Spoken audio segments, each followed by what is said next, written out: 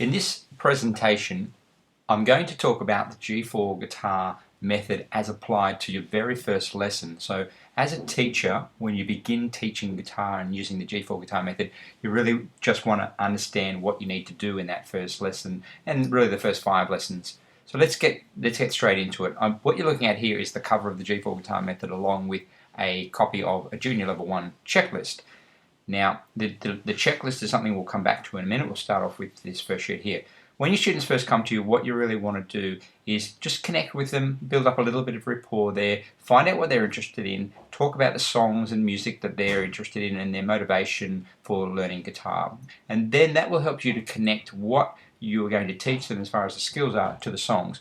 One of the biggest mistakes that guitar teachers make is that they get hooked on to the actual skills, or when I say teachers, G4 guitar method teachers, new teachers, so they get hooked on the method without relating it to what the student is interested in, and the student will switch off fairly quickly if you don't do this. A really important part to connect the things that they're doing here.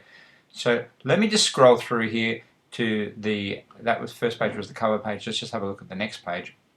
Now really what you want to do is initially just take a few details, student's name, the start date, teacher name, location, etc. Fill that in, put your phone number and your email address on there so your student can contact you. That's really for them to contact you. Now, my practice schedule, write in, ask your student what days and times that they're going to practice. And it's really a good idea if you can fill this out straight from lesson 1, because that gets them committed, that gets them saying, okay, these are the days and times I can practice. Now, if they can't do it there in that first lesson, that's fine. You can have a look at it in the next lesson, but try and do that. And you can also do it in pencil, so it can be erased and changed, which I do recommend as well. Just let them know the minimum practice time, so whatever age they are, just say, look, I need you to do 20 minutes a day or 30 minutes a day. Make that very clear, because practice is what it's all about. That's really why they're coming to you, is for you to get them to practice and then to practice the right things. Step 1, practice. Step 2, practice the right things.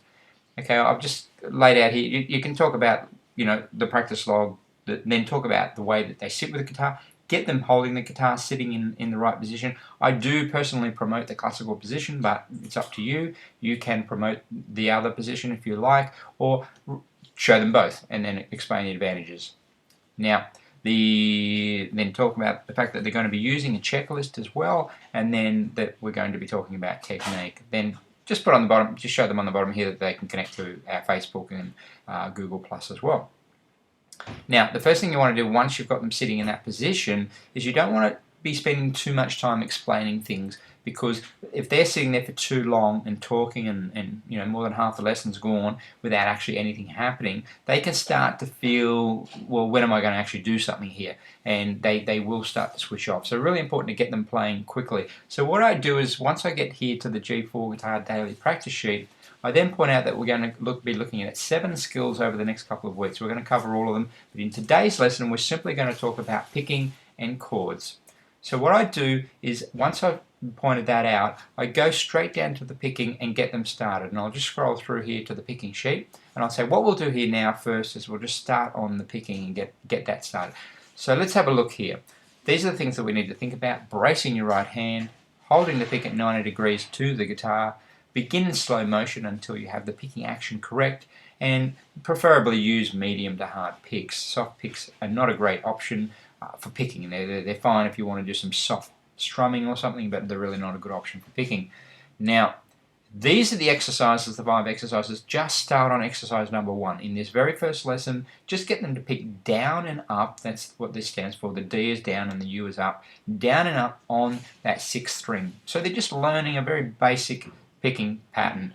You don't want to give them more than one exercise, and don't even recommend them going ahead. Just say, this week I just want you to get used to this one exercise, because what we're really interested in are these things here: bracing your right hand, holding the pick at the 90 degrees, and doing it in the slow motion. So getting the technique right. It's not a matter of trying to do all these exercises, it's a matter of getting the technique right. You can then go through and talk about these remember points: focus, accuracy, evenness, etc. And here's some things to recommend. You can recommend whatever you like for them to listen to. I've just put a few things there on the sheet, and then some final comments there.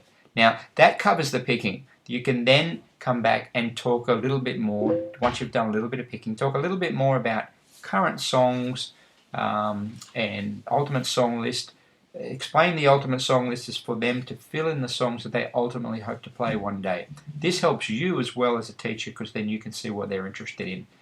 Have a look at some of the things on the remember list here. Talk about the practice log, really important, and explain to them that they have to fill the practice log in each day.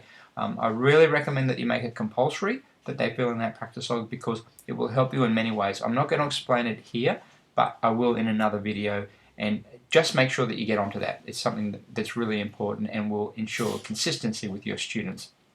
Now, ask them to practice with a metronome slowly. Use a mirror so they're not in an awkward sitting position. They're actually looking at themselves in that situation. Stick to a schedule, routine. Try to be uninterrupted when you're practicing. Be patient, stay motivated, stick to the program, skills and songs. So you could just really go through those quickly. You don't have to spend a lot of time on them. You can even just pick a few out and cover them throughout the lesson, just maybe the first couple, and then get to something practical. What I would do is I would sort of go through the first couple of points there, and then I'd say, okay, let's have a look at that picking again. Then I'd do a couple more points, and then I'd say, okay, let's have a look at the chords. So we'll do that right now. We'll go down and we'll have a look at the chords, the chord sheet, and what has to happen there. Again, we're focusing on the technique. It's the skill. We're not worried about whether or not they can play a chord or a song. Even though they'll be eager to do that, we're just worried about getting the technique right, how they hold the guitar and how they're going to be placing their fingers. So with the chords, we're asking them to use the tip of their finger so they get the maximum pressure down onto the note, so get that technique right, placing the fingers close to the frets, of course, and the thumb should support the fingers behind so they get that maximum leverage. And to play each string one at a time when they're playing a chord, to make sure each note is coming out clearly, and that way you can assess whether or not they're touching another string, etc. So that sort of really covers the chord thing. When you get them to play in the first lesson, really only get them to do 1, 2, or at the most those first 3 chords. You can decide whatever you feel, depending on the age, of course, and how quickly they take to it. If they've had experience before, you can give them the D7 chord as well, or even the C chord, but don't just give them lots of chords without the technique being right. I would rather they have 1 chord and focus on the technique than doing lots of chords with poor technique. Again, you don't have to be perfect as well, and I really point that out to students. It's not about doing it perfectly. It's just about getting there and thinking about the technique and improving slowly, because you're not going to play perfect initially. It's not going to happen, and it's really important to reassure students of that point. In that first lesson, you'll also want to be talking about what's involved. I usually bring up the scenario of how long it takes to learn guitar. It's a common question among students, and I'll say you're going to have to give it a couple of years, 1 to 2 years. Within 6 months you'll be able to play songs, no problem, but it'll take you 1 to 2 years to really get these skills down so you can play probably the songs that you are really interested in. And I really make that point that for most people it's about 2 years to get to the point that they feel that is the level that they're thinking about as a beginner. Now that covers that. You can certainly ask them to read through the other skills there, but don't get them to do anything on those. Just stick to the picking and the chords. And there's one more sheet here, understanding the G4 guitar method. Now it's worth spending a little bit of time on here explaining that there are levels. These are the goals. There's a daily practice sheet, which is the plan. There are checklists, which you can see on the right hand side here, which we use for tracking progress, and then there is the practice log, which is for students to put in the times that they practice each day. Now let's have a quick look here. The levels, they're on the checklist. So on the right hand side here, this guy here, we can see that we've got the different things that they need to do. So we're going to be ticking boxes away there as they complete each of those exercises, and we are focusing on technique. So don't just tick boxes if you don't think the student is really doing it properly. You need to really focus on the technique. The technique needs to be there for them to get to earn that tick. The daily practice sheet, that's the one that we talked about there. They should come back here and refer to this and go through the remember points, just to keep themselves aware. And I used to say to them, the reason it's called the daily practice sheet is so that you keep coming back and referring to that. Now the checklist is here. Again, they want to be going through this, ticking boxes and working through the checklist. And again, at this point, you don't want to introduce the checklist. You simply want to just say to them that this will be what we'll start on once we finish the introduction. You want to keep them interested and hungry for this this next level. So after the 5 weeks, you don't want to give them everything, and that's why I hold the checklist back until I reach the end of the introduction, and then I say, from next week we're going to be starting on the checklist. So I use that first 5 weeks just to get through the introduction, build some rapport, and go from there. And of course the last thing there is the practice log. Now you can ask them to read through that. You can certainly go through a few things that they might want to do, like just show them how certain songs go. Don't teach them the songs, just say that songs require picking chords. By using real examples that they can relate to, then you will find that they will get a much better experience out of that very first lesson.